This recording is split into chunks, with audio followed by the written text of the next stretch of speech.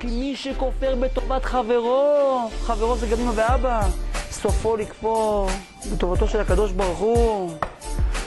אחרי זה יום אחד לא בא לו טוב הקדוש ברוך הוא, יאללה, אין אלוקים. רונלדו החטיא פנדל, אין השם. הוא הפסיד בווינר 10 שקלים. אין בורא עולם. תגיד, אתה השתגעת?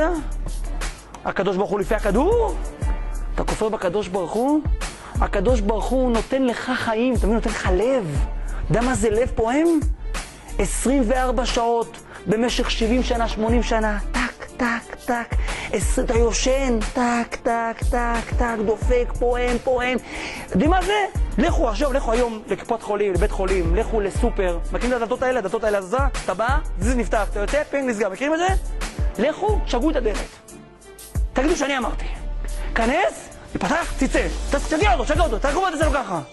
ואם מה יקרה אחרי שעתיים, הדלתות כבר יהיו ככה, זהו. הלך המנוע, שבת למנוע כבר. למה? די, הרסת את הבן אדם, מסכן, די. לא יכול להחזיק מעמד. איך הלב שלך מחזיק מעמד, תגיד לי, 70 שנה, 80 שנה, בלי להחליף שמנים, בלי לשים לו איזה צילינדר, בלי איזה טיפול 10,000. לא! 70 שנה, טק, מזרים דם לגוף, טה. מישהו חושב על זה בכלל? אתה יודע איזה ורידים יש לך בעיניים? ורידים.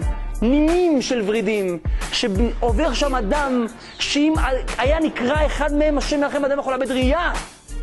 מי עשה את כל זה? לא להגיד תודה רבה לקדוש ברוך הוא? מי קם בבוקר ולא אומר מודה אני לפניך מלך חי וקיים? זה אדם רשע. יש אנשים שישנו ולא קמו.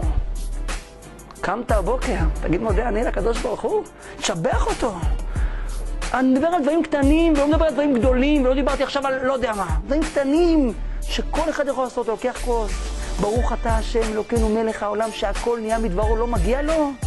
נתן לך לשתות אנשים, עם מכונות הם שותים, עם זונדות הם שותים.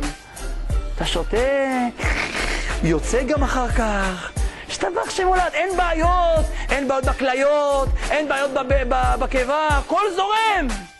לא נגיד תודה לקדוש ברוך הוא? מתי תגיד לו תודה? שתקבל את המכה הקשה אחר כך? למה? תכיר טובה לקדוש ברוך הוא. להכיר אל השם טובה, ריבונו של עולם אני חי. תודה רבה.